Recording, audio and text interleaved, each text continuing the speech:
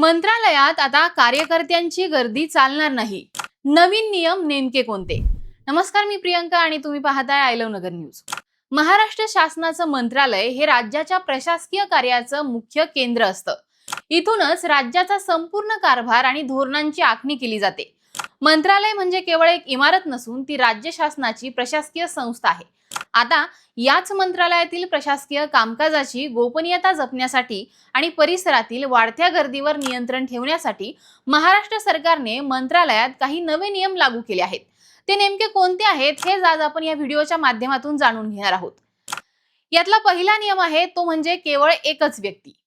आता मंत्रिमंडळ बैठकीच्या दिवशी मंत्र्यांसोबत त्यांच्या कार्यालयातील केवळ एकाच व्यक्तीला मंत्रिमंडळ सभागृहापर्यंत एंट्री मिळणार आहे. इतर पीए किंवा कार्यकर्त्यांना बाहेरच थांबावं लागेल.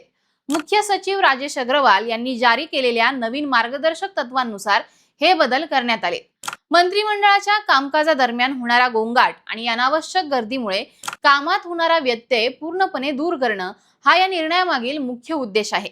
महाराष्ट्रातील मंत्रिमंडळाच्या बैठकांना अनेकदा कार्यकर्ते, राजकीय अधिकारी आणि विविध क्षेत्रातील समर्थकांची मोठी गर्दी जमत असते.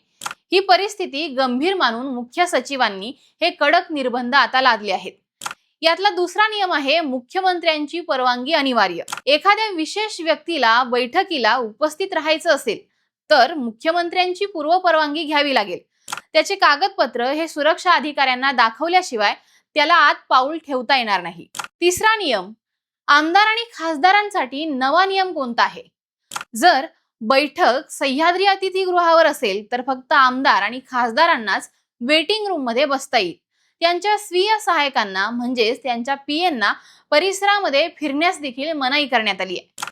मंत्रिमंडळ बैठकीच्या आधी आणि नंतर 2 तास 7व्या मजल्यावर किंवा मंत्रिमंडळाच्या सभागृहामध्ये कोणतीही इतर बैठक घेता येणार नसल्याचं देखील या नवीन नियमांमध्ये सांगण्यात आलं आहे. मुख्यमंत्री, उपमुख्यमंत्री आणि सर्व बड्या सचिवांच्या उपस्थितीमध्ये होणाऱ्या या बैठकीमध्ये गांभीर्य राखण्यासाठी हा निर्णय घेण्यात आलाय.